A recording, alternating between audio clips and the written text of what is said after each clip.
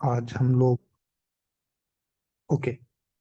तो हम लोग एक छोटा सा टॉपिक डिस्कस करने वाले हैं।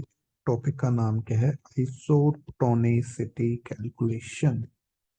बहुत ही इंपॉर्टेंट टॉपिक है। क्वेश्चंस आते हैं इसके ऊपर, एक दो क्वेश्चन इसके ऊपर, एक क्वेश्चन आपके ऊपर इस पे मिल जाता है आपको। एक क्वेश्चन मिल जाता है जीपैट के अंदर, एवं कि आजकल दूसरे एग्जाम के अंदर भी आने लग गया है इसके ऊपर, आइसोटोनिसिटी कैलकुलेशन के ऊपर। कुछ एक मेथड्स हैं, दो तीन मेथड्स हैं इसके कैलकुलेट करने के।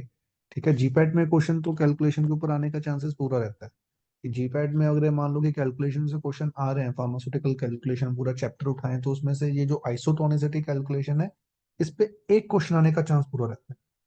ठीक है, तो बेसिकली इसके डिफरेंट डिफरेंट मेथड होते हैं, आइसोटोनिसिटी कैलकुलेट करने के डिफरेंट डिफरेंट मेथड्स होते हैं। बेसिकली क्या होता क्या है कि जैसे हम कोई फॉर्मुलेशन बना रहे हैं, तो फॉर्मुलेशन बनाते हुए कोई हमने ड्रॉप्स बनाए, कुछ कुछ आईवी प्रिपरेशंस बनाई, तो बेसिकली हम लोगों ने ट्राई क्या रहती है कि जो फॉर्मुलेशन बनी है वो आइसोटोनिक को हमारी बॉडी फ्लूइड के साथ, हमारे लेक्राइमल फ्लूइड के साथ, हमारे बॉडी फ्लूइड के साथ वो आइसोटोनिक होगा, तो हमारी बॉडी पे कोई एडवर्स इम्पैक्ट नहीं आएगा। अगर वो हाइपोटोनिक होगा, हाइपरटोनिक होगा, तो क्या होगा कि हमारी बॉडी पे एडवर्स इफेक्ट आने के चांसेस रहते हैं।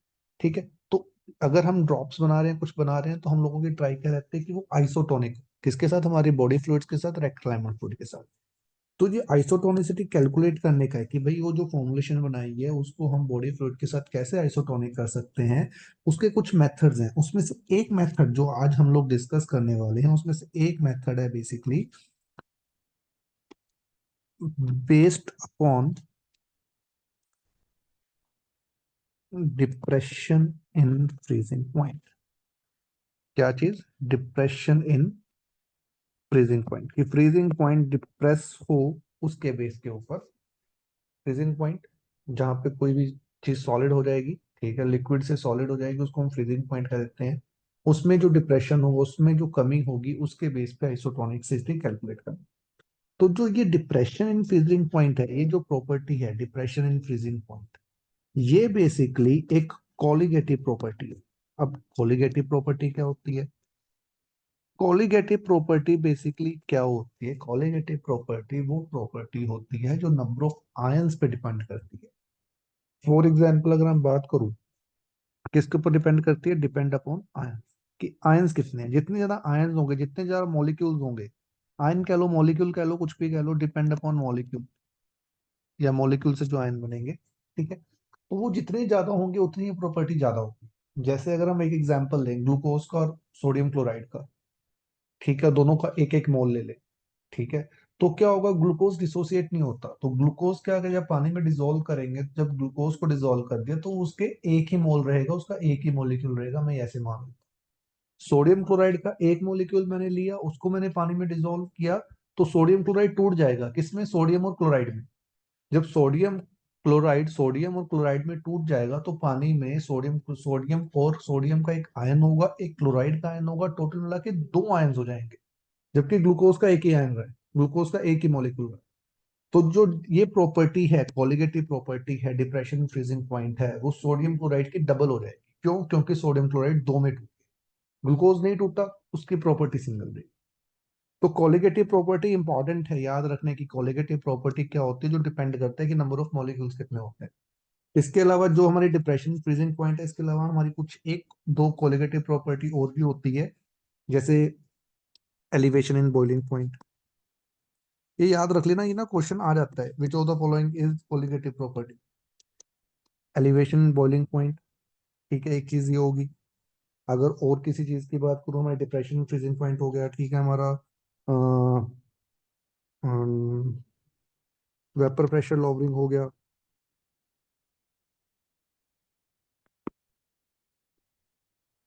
ठीक है, हमारा ऑस्मोटिक प्रेशर हो गया। तो चार हमारी बेसिकली ये चार चीजें होती हैं, जो बेसिकली क्या होती हैं? कॉलिगेटिव प्रॉपर्टी होते हैं, जो नंबर ऑफ आयंस पे डिपेंड करती है। तो चार प्रॉपर्टी का याद रख लेना। और आइसोटोनिसिटी की हम क्या कैलकुलेट कर रहे हैं? Depression in freezing point. अब डिप्रेशन इन फ्रीजिंग पॉइंट क्या है? डिप्रेशन इन फ्रीजिंग पॉइंट क्या है? इसका मतलब क्या है? डिप्रेशन इन फ्रीजिंग पॉइंट का मतलब क्या है? डिप्रेशन इन फ्रीजिंग पॉइंट का मतलब क्या है कि भाई जब हम, फॉर एग्जांपल हम पानी ले रहे हैं, वाटर ले रहे हैं, पानी का डिप्रेशन फ्रीजिंग पॉइंट कितना है? 0 डिग्री सेल्सियस। फ्रीजिंग पॉइंट कितना है? 0 डिग्री सेल्सियस। जब भी हम पानी में, वाटर में कोई भी चीज डालेंगे, कोई भी चीज मिक्स करेंगे, तो उसका जो फ्रीजिंग पॉइंट है वो रिड्यूस हो जाएगा, कम हो जाएगा, माइनस में चला जाएगा। इसलिए इसको कहते हैं डिप्रेशन इन फ्रीजिंग पॉइंट। कोई भी सॉल्वेंट उठाओ, उसका जो फ्रीजिंग पॉइंट है, एक्स वाई जेड कोई भी फ्रीजिंग पॉइंट है, ठीक है, उसके अंदर कोई भी सोल्यूट डालोगे तो उसका फ्रीजिंग पॉइंट क्या होगा? डिप्रेस होगा, रिड्यूस होगा, जितना भी है उससे नीचे चला जाएगा। पानी का 0 होता है, वाटर का 0 होता है, तो वो माइनस में चला जाएगा। ठीक है। तो साइंटिस्ट ने क्या किया, जो हमारा सीरम होता है, जो हमारे बॉडी फ्लूइड्स हैं, उन्होंने उनका फ्रीजिंग पॉइंट निकाला। देखो, सीरम है, हमारे बॉडी फ्लूइड क्या है? तो पानी है ना। मैक्सिमम पार्ट क्या है? पानी है। पानी में चीजें मिली हुई हैं, ठीक है, प्रोटीन्स हैं, सोल्ट्स हैं, ब्लड सेल्स हैं, सब कुछ है, ठीक है। तो उसका क्या होगा कि उसका जो डिप्रेशन फ्रीजिंग पॉइंट है वो नीचे चला जाता है, और वो फ्रीजिंग पॉइंट कितना आ जाता है? 0.52 डिग्री सेल्सियस। ये आपने याद रखना है, इस पे क्वेश्चन पूछ सकते हैं। ठीक है, एक क्वेश्चन तो क्या पूछ सकता हो कोलिगेटिव प्रॉपर्टी का, कि भाई कोलिगेटिव प्रॉपर्टी कौन कौन सी है, अभी बता दो मेरे को। ठीक है, कोलिगेटिव प्रॉपर्टी होती क्या है? नंबर ऑफ आयंस पे डिपेंड करती है, अभी जितने ज्यादा मॉलिक्यूल हो जाएंगे उतनी ज्यादा कोलिगेटिव प्रॉपर्टी बढ़ जाएगी। तीसरा ये पूछ सकते हैं कि जो हमारा ब्लड प्लाज्मा है, सीरम है, उसका फ्रीजिंग पॉइंट कितना है? -0.52 है। ठीक है। इसके ऊपर एक इक्वेशन बनी। इसके ऊपर एक इक्वेशन क्या बनी? इक्वेशन बनी 0.52 - a divided by b is equal to percentage of adjusting substance. ये मैं जब एक न्यूमेरिकल कराऊंगा वहां पे आपको इक्वेशन क्लियर करूंगा, बट ये इक्वेशन बहुत इंपॉर्टेंट है। ठीक है। ए क्या है? देखो, जो इक्वल आएगा परसेंटेज, परसेंटेज का मतलब क्या होता है? ग्राम पर 100 ml। ध्यान रखना, ग्राम पर 100 ml, ग्राम पर 100 ml होता है। मतलब इसको जब सोल्व करोगे तो आंसर क्या आएगा? ग्राम पर 100 ml में आएगा। ए क्या है? ए है कि, ए को मैं क्या कह सकता हूँ? ए को मैं कह सकता हूँ कि एडेड सब्सटेंस, कोई भी जो चीज आपने डाली हुई है पहले से। ठीक है। ठीक है। बी क्या है मेरा? Adjusting substance. ए क्या है? जो मैं पहले डाल चुका हूं। और बी क्या? Adjusting substance. ठीक है, ये हो गया। ये फॉर्मूला याद रखना, 0.52 - a/b। 0.52 किसका है? प्लाज्मा का है, ब्लड प्लाज्मा का है, सीरम का है। ए क्या है? अगर हम कोई फॉर्मुलेशन बना रहे हैं तो फॉर्मुलेशन बनाते हुए जो हमने उसमें डाल दिया है, ठीक है, वो हो गया। बी क्या है? अब जो फॉर्मुलेशन बन गई, देखो, मेरे को एक ऐसी फॉर्मुलेशन बनानी है जिसका फ्रीजिंग पॉइंट डिप्रेशन, या उसका फ्रीजिंग पॉइंट कहाँ पे पहुंच जाए? -0.5 पहुंच जाए। यहाँ पे हमने माइनस नहीं लगाया, यहाँ प्लस लेके चल रहे हैं बेसिकली हम। ठीक है, माइनस को हमने एक बार नेगेट कर दिया, माइनस हमने साइड में कर दिया। ठीक है। तो जो, अब मैंने एक ऐसी फॉर्मुलेशन बनानी है कि कोई भी फॉर्मुलेशन मैं बनाऊंगा तो उसका जो फ्रीजिंग पॉइंट है वो -0.52, मतलब 0 से नीचे आ जाए। कितना नीचे आए? 0.5 के नीचे आ।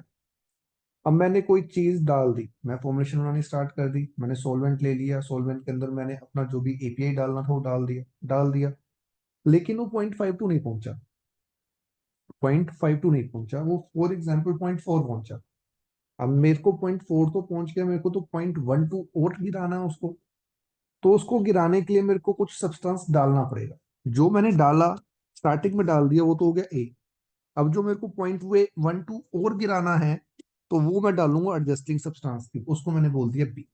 जब इसको मैं सोल्व करूंगा तो मेरे पास उसकी परसेंटेज आ जाएगी कि भाई परसेंटेज की इतने ग्राम, इतने एमएल में इतना ग्राम मेरे को डालना है, तो मेरा क्या बन जाएगा? आइसोटोनिक।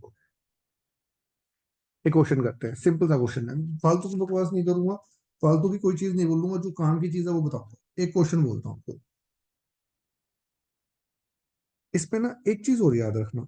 इसमें एक चीज क्या याद रखनी है कि NaCl का, सोडियम क्लोराइड का 1% का, 1% का फ्रीजिंग पॉइंट डिप्रेशन, क्या?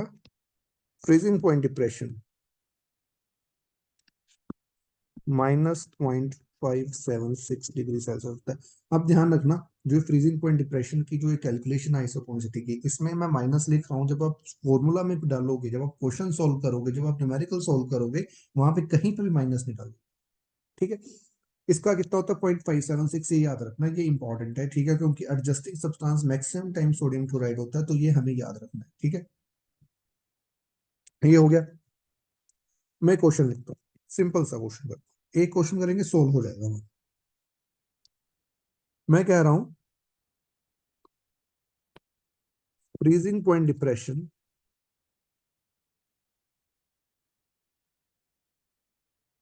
ऑफ 1% मोर्फिन,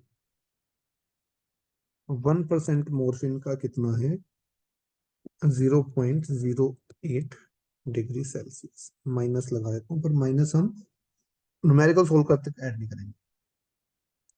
और जबकि 1% NaCl का कितना है, -0.576 डिग्री सेल्सियस। ये कह रहा है मोर्फिन का 0.08 है, सोडियम क्लोराइड का 0.576 है, ठीक है। अब ये क्वेश्चन पूछ रहा है, how much morphine and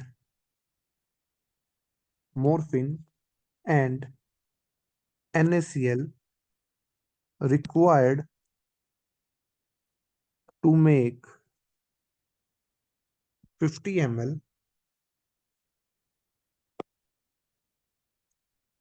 50 ml of 1% morphine sulfate isotonic with serum, या सीरम या ब्लड प्लाज्मा, जो भी। वो कह रहा है कि भाई 1% मोर्फिन सल्फेट का फ्रीजिंग पॉइंट डिप्रेशन -0.08 है, 1% सोडियम क्लोराइड का 0.576 है, ठीक है, 1% को उसने मेरे को दे दिया। अब वो क्वेश्चन पे आ रहा है, क्वेश्चन में वो क्या कह रहा है कि भाई मेरे को 50 ml बनाना है, किसका, मोर्फिन सल्फेट का। कितने परसेंट, 1%। ये 1% ध्यान रखना, ये 1% बहुत जरूरी है, ठीक है ना। 1% बनाना है, ठीक है।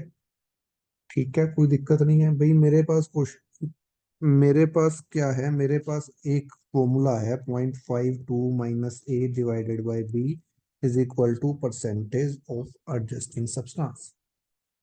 भाई ठीक है, क्या दिक्कत है, 0.52 तो 0.52 रहेगा, ठीक है। अब ध्यान रखना, 0.52 माइनस कितने परसेंट बनाना है, 1%। 1% का ध्यान रखना, कितने परसेंट बनाना है, 1%। 1% मोर्फिन सल्फेट का कितना है, 0.08।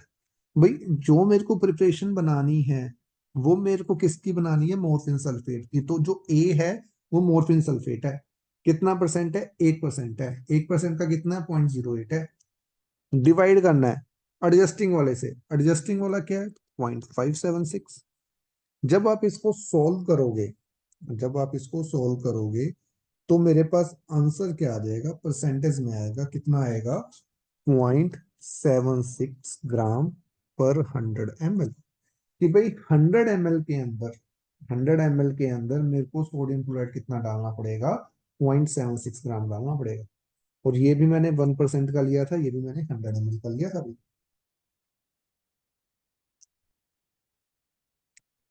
ठीक है ना, 1% का ही लिया मैंने यहाँ पे। तो भाई 1% की 1%,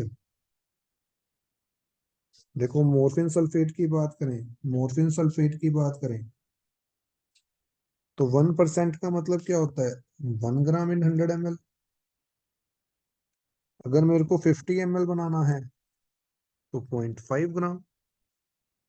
सिमिलरली NaCl की बात करें, NaCl मेरा कितना आया, 0.76 ग्राम, किसने में, 100 ml में। और फिर 50 ml में कितना हो जाएगा, इसका हाफ कर दो, 0.38 ग्राम। ये सिंपल सा क्वेश्चन है। अगर यहाँ पे 50 ml की जगह 100 ml होता, तो जो मेरा ये आंसर आया आपकी 0.76 ग्राम मेरे को ये चाहिए और 1 ग्राम मेरे को ये चाहिए। यहाँ पे 200 ml होता, 200 ml होता तो ध्यान रखना कि भाई ए जो हम यहाँ पे ले रहे हैं, ये जो यहाँ पे ले रहे हैं, यहाँ पे हमने 1% का डाला है। 1% का मतलब क्या होता है, 1 ग्राम इन 100 ml, कि भाई 1 ग्राम 100 ml में 1 ग्राम डालेंगे तो 0.08 ग्राम कम, 0.08 डिग्री सेल्सियस कम होगा। वो 200 ml के हिसाब से पूछ रहा है तो उसको डबल कर देंगे भाई। या फिर इसी क्वेश्चन को करने का दूसरा तरीका क्या है, इतने पे जाओ ही ना, ठीक है, तो उसको स्टार्टिंग में 50 कर दो। पर वो वहां पे थोड़ी सी दिक्कत हो जाती है, तो मैं ये बोलता हूँ बेसिकली, मैं स्टूडेंट्स को क्या बोलता हूँ कि यहाँ पे 1% लेके चलो। क्वेश्चन में वो क्या पूछ रहा है, अगर 100 ml, 50 ml, 200 ml, 100 ml, 500 ml, 1000 ml क्या पूछ रहा है, उसके हिसाब से उसका आंसर चेंज कर दो यार, क्या दिक्कत है। ठीक है, एक सिंपल सा क्वेश्चन और करते हैं, थोड़ा सा और क्लियर हो जाएगा।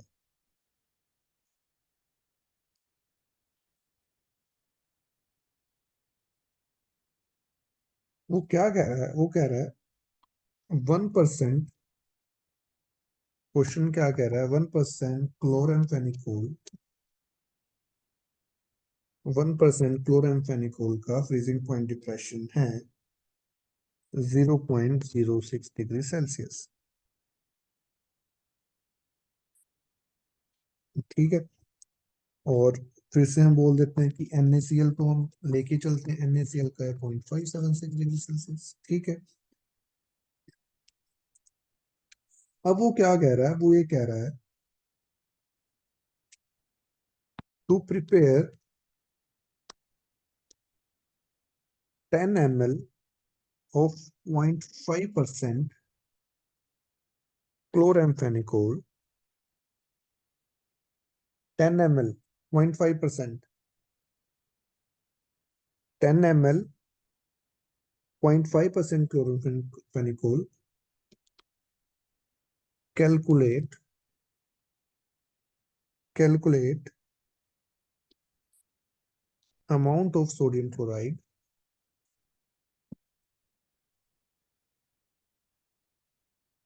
to make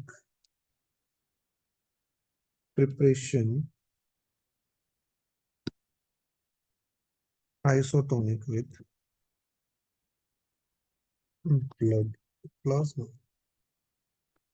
ये सब कुछ दे दिया उसने, देखो उसने 1% का सब कुछ दे दिया है, 1% का क्या होगा, ठीक है, दोनों के सॉल्यूशन दे दिए हैं मेरे को, ठीक है भाई।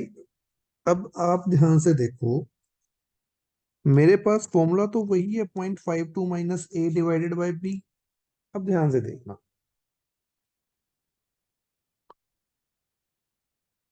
उसने 10 ml बनाया है, बट 10 ml वो कह रहा है कि भाई मैंने 0.5% बनाया है। जो पिछला क्वेश्चन था, उसने उसने मेरे को 1% का दे दिया था, 1% का दे दिया था, लेकिन उसने अमाउंट हाफ कर दिया। यहाँ पे उसने अमाउंट 110 तो किया है, लेकिन यहाँ क्लोरेनफेनिकोल की बात नहीं कर रहा तरीके से, वो नहीं बोल रहा मेरे को क्लोरेनफेनिकोल का अमाउंट निकाल कर, वो अमाउंट की बात ही नहीं कर रहा। वो अमाउंट की किसकी बात कर रहा है, सोडियम क्लोराइड के अमाउंट की बात कर रहा है। लेकिन जब उसने पिछले क्वेश्चन में आपने ध्यान से देखा, जब 50%, 50 ml भी किया, लेकिन सोल्यूशन तो 1% ही था ना। यहाँ पे सोल्यूशन क्लोरेनफेनिकोल का कितना हो गया, 0.5% हो गया। 1% का कितना है, 0.06, तो भाई 0.5%, देखो फ्रीजिंग पॉइंट डिप्रेशन है ना, कोलिगेटिव प्रॉपर्टी है। 1% से, मतलब 1 ग्राम 100 ml की वजह से 0.06 जा रहा है, तो 0.5%, परसेंटेज कितनी होगी, हाफ हो गई है। तो फ्रीजिंग पॉइंट डिप्रेशन भी कितना हो जाएगा, हाफ हो जाएगा। तो जब मैं इसको सॉल्व करूंगा भाई, 0.52 माइनस 0.03, नीचे तो भाई मेरा 1% का ही आएगा। और जब मैं इसको सॉल्व करूंगा तो मेरा आंसर आ जाएगा 0.85 ग्राम, ध्यान रखना, पर 100 ml। जो आंसर आएगा वो ग्राम पर 100 ml में आएगा। अब ध्यान रखना, 100 ml में कितना चाहिए, 0.85 ग्राम चाहिए। ठीक है, 100 ml में सोडियम क्लोराइड कितना चाहिए मेरे को, 0.85 ग्राम चाहिए। तो भाई 10 ml में उससे हाफ हो जाएगा, कितना हो जाएगा 0.085 ग्राम। देखो सिंपल सी बात है, दो चीजें याद रखो यार। मेरे पास न्यूमेरिकल क्या है, मेरे पास फॉर्मूला क्या, 0.52 माइनस है 0.5, तो 0.52 ही रहेगा।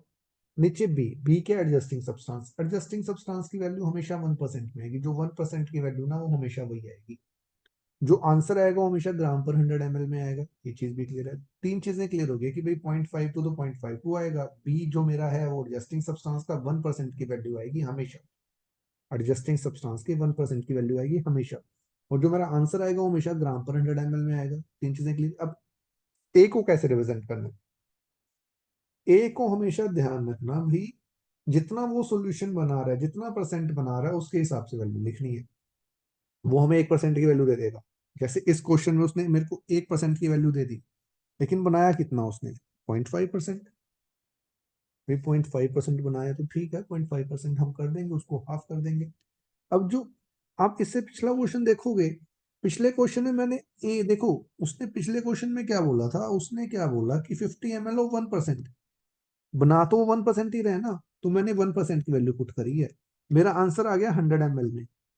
50 ml के हिसाब से मैंने कैलकुलेट कर दिया, था तो मेरा 1% ही। 50 ml बना तो क्या हुआ, बना तो 1% ही, तो सारी वैल्यू 1% में आ गई। लेकिन यहाँ पे देखोगे, यहाँ पे देखोगे, यहाँ पे देखोगे तो 50 इसने 0.5% कर दिया क्लोरामफेनिकोल का, तो यहाँ पे इस करके मैंने इसको हाफ कर दिया। यह सिंपल सा फॉर्मूला है, ठीक है। 0.52 minus A divided by B. 0.52 constant रहना है, ठीक है। प्लाज्मा का हमारा फ्रीजिंग पॉइंट है बेसिकली, ठीक है। बी क्या है, मेरा एडजस्टिंग सब्सटेंस का है।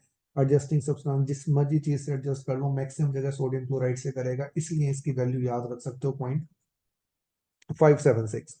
और ए क्या है, जो चीज आप डाल दी है उसके अंदर, जिस चीज की फॉर्मुलेशन बना रहे हैं। अगर वो 1% की बना रहा है तो 1% वाली आ जाएगी। अगर वो 0.5% कर देता है तो उसका हाफ कर दोगे। अगर वो 2% कर देता है तो 1% का डबल कर दोगे, ठीक है। उसके अकॉर्डिंगली आप अपना आंसर निकाल लोगे। जी पैट में बहुत बार क्वेश्चन आया, तो याद रखना, जी पैट में क्वेश्चन आया हुआ है, इंपॉर्टेंट है, याद रख लेना, ठीक है। सॉल्व कर लेना, कोई क्वेरी हो तो कमेंट कर देना, कुछ पूछना चाहते हो तो कांटेक्ट कर लेना। बट इंपॉर्टेंट है, क्वेश्चन आता है, जरूरी है, ठीक है। तो ये हमारी आज की वीडियो हो गई, ठीक है। कुछ नया कंसेप्ट लेके, कुछ नई चीज लेके, कुछ नई वीडियो डालेंगे, ठीक है। आप कमेंट्स में बता सकते हो अगर आपको कुछ चाहिए, आपको कुछ डिस्कस करना है, कोई भी आपकी रिक्वायरमेंट हो, ठीक है। Till then, thank you.